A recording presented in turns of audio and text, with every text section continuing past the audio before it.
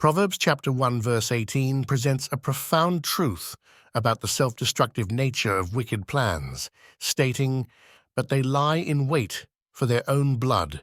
They lurk secretly for their own lives." This verse continues the discourse on the dangers of sinful behaviors and the inevitable consequences that befall those who engage in them. The verse uses the imagery of a trap, similar to earlier verses, but with a critical twist. The trappers become the trapped. The individuals who set out to harm others are themselves ensnared by their own schemes. The idea here is not just poetic justice, but a fundamental principle observed in moral governance. Those who orchestrate evil ultimately harm themselves. It's a vivid depiction of the biblical principle that one reaps what they sow. The phrase, "lie in wait for their own blood," suggests that the plans conceived to harm others will backfire, leading to personal injury or destruction.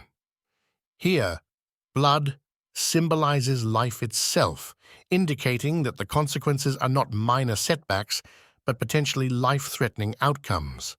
This outcome is a direct result of their actions, brought upon themselves by their own hands. Similarly, they lurk secretly for their own lives reinforces this message. The use of lurk secretly conveys a sense of stealth and hidden agendas. However, despite their secretive efforts, the result is ironically directed towards themselves, not their intended victims.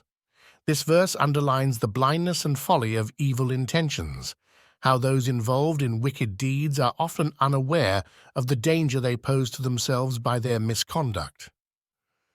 This self-destructive aspect of sin is an essential theme in wisdom literature, emphasizing not only the moral order of the universe, but also the practical, everyday consequences of our ethical choices.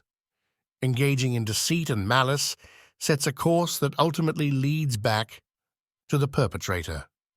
It's a stark reminder that no one is isolated from the repercussions of their actions, and in the moral realm, justice has a way of serving itself, often through the very mechanisms set up by the wrongdoer.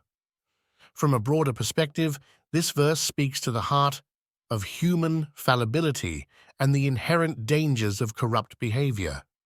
It serves as a cautionary tale to individuals and communities about the perils of engaging in or condoning deceitful and malicious practices.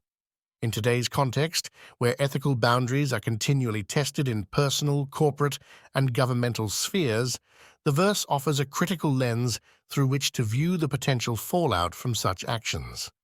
Furthermore, this principle encourages a reflective and cautious approach to our ambitions and plans.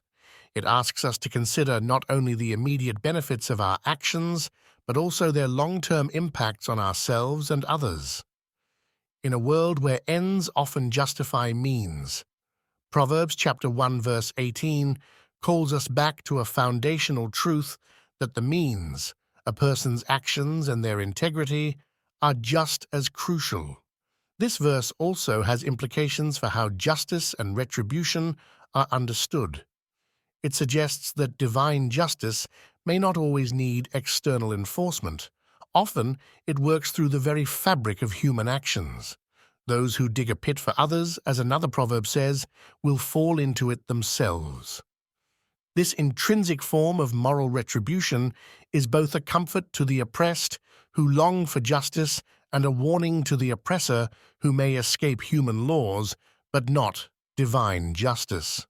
Proverbs chapter 1 verse 18 not only warns against the deceit and dangers inherent in wicked schemes, but also serves as a profound reminder of the self-destructive path of such actions.